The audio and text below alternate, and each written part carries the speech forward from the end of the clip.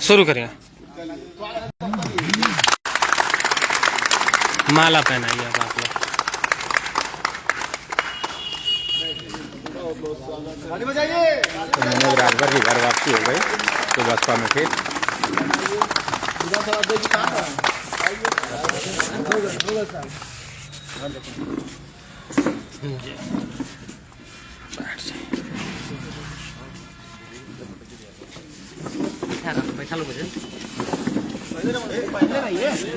मलवा पहने रहिए।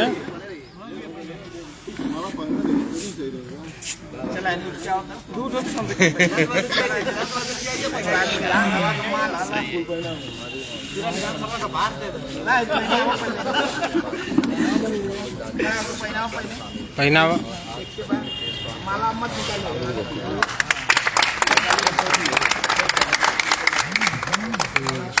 शुरू करिए।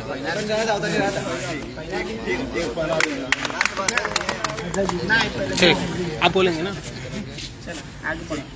फागू भैया से शुरू करते हैं। मदन भैया आइए,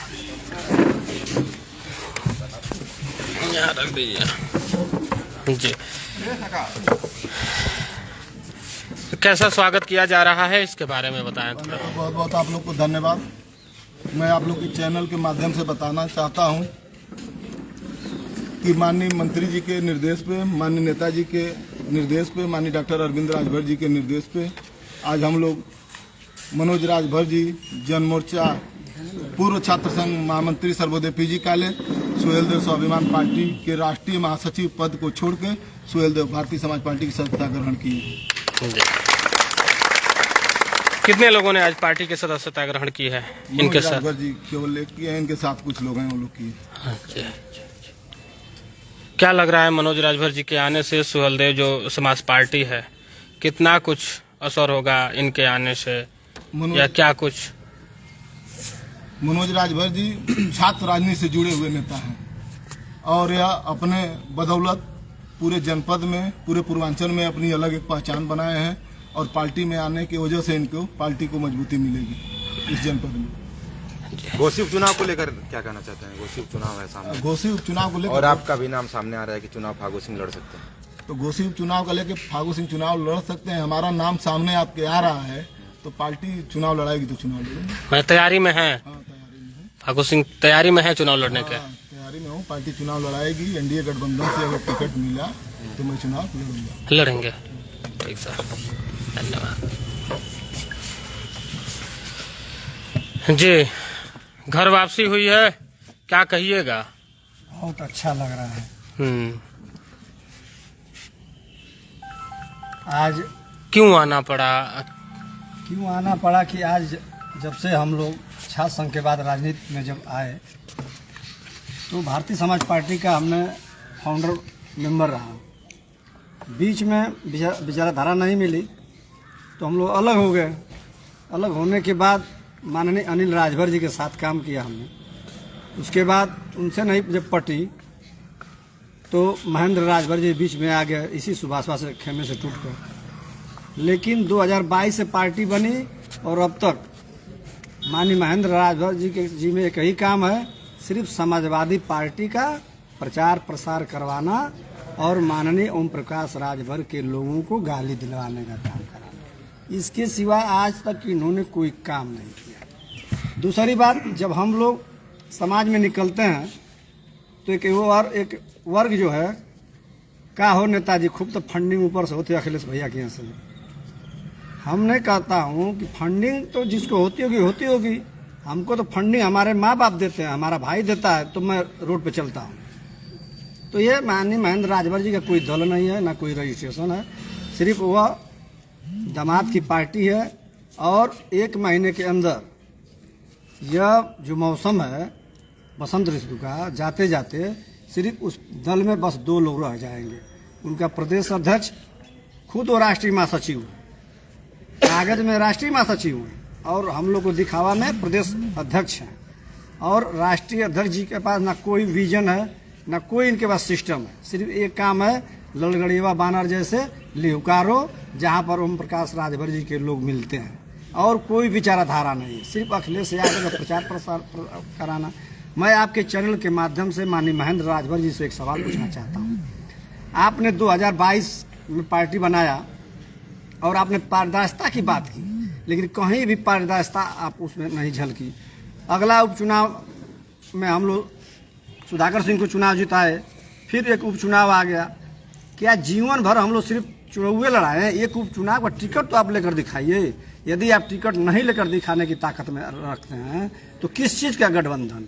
नहीं गठबंधन तो हमारी लड़ाई यही हुई कि मैं सुहलदेव स्वाभिमान पार्टी से घोषित से मैं चुनाव लड़ूंगा। अब न लड़ूंगा तो कब लड़ूंगा बताइए। सन 2000 से हम लोग सक्रिय राजनीति करके आज दिन 26 साल हो गया।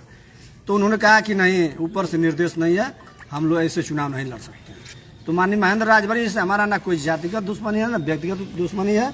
माननीय महेंद्र राजभर जी का कोई न तो दल है न पार्टी है। एक जो 2, 4, 10 लोग बचे खुचे हैं, एक जीने खाने का और एक जरिया है। बड़ा आरोप लगाया है आपने कि फंडिंग होती है समाजवादी पार्टी से, तो क्या माना जाए कि उस फंडिंग को लेकर के टूटन हो गई है सुहलदेव स्वाभिमान पार्टी में? पैसा नहीं मिल रहा है कार्यकर्ताओं को? फंडिंग को लेकर टूटन नहीं हुई है। अच्छा, फंडिंग जब एक ही व्यक्ति पाएगा तो कैसे टूटन होगी? फंडिंग को लेकर टूटन नहीं हुई। आखिर में चुनाव आप कब लड़ेंगे? 4 साल का बच्चा पूरा रो रहा है, चिल्ला रहा है, टिकट दो टिकट दो, तो देना चाहिए, लड़ाना चाहिए। इधर त्रिस्तरीय चुनाव जो सर पर है, और जो हमारे नेता, जो हमारे आराध्य, जो हमारे भगवान माननीय ओम प्रकाश राजभर जी की देन है कि यहाँ पे हम जो खड़े होकर बोल रहे हैं। हम एक राजनीतिक परिवार से घराने से आते हैं। हमारे पिताजी 3 बार प्रधान रहे, निर्विरोध प्रधान रहे। कल्पनाथ राय शख्सियत हमारे यहाँ, उनका आना जाना रहता था। तो ऐसे में हम राजनीति के पक्के खिलाड़ी तो नहीं, लेकिन कुछ तो मैं खेला जानता हूँ। ये लोग आपस में टकरा कर क्या साबित करना चाहते हैं? साम्राज्य को गुमराह करना चाहते हैं। हम राजनीति इसलिए करने आए हैं, दुनिया चाँद और सितारों पर बसने की बात करती है, लेकिन आज भी हमारा समाज रोटी कपड़ा मकान नैतिक शिक्षा उत्थान के लिए तरस रहा है। जब संजय भाई, जब हम जाते हैं राजभर के गलियों में, बस्तियों में, तो खून का आंसू आता है। ये दशा दिशा वह एक ही प्लेटफार्म है। माननीय प्रकाश राजभर ने जो प्लेटफार्म दिया है, इसी प्लेटफार्म से समाज की दिशा और दशा बदल सकती है। हम राजनीति इसलिए करने आए हैं,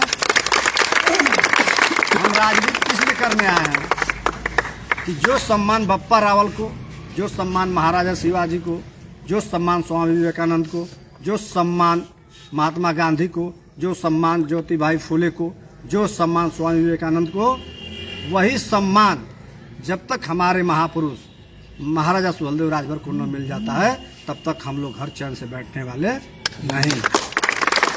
एक आपने बात कहा है कि चुनाव टिकट नहीं मिला, क्या माना जाए? अब पार्टी ज्वाइन कर लिए हैं तो उपचुनाव भी है आगे, तो क्या कुछ बातचीत हुई है? ओम प्रकाश राजभर जी से आपकी मुलाकात हुई है, तो क्या मनोज राजभर चुनाव लड़ेंगे, उपचुनाव? नहीं, मेरी ऐसी कोई मंशा नहीं है। मैं त्रिस्तरीय पंचायत चुनाव में गाजीपुर, बलिया, मऊ तमाम युवाओं को चुनाव त्रिस्तरीय पंचायत में जिताकर जिला पंचायत अध्यक्ष बनाने का काम किया जाएगा, ब्लॉक प्रमुख बनाने का काम किया जाएगा। इस लड़ाई को लेकर आगे बढ़ा जाएगा। चुनाव को लेकर हमारी उपचुनाव से कोई ललसा मनसा नहीं है।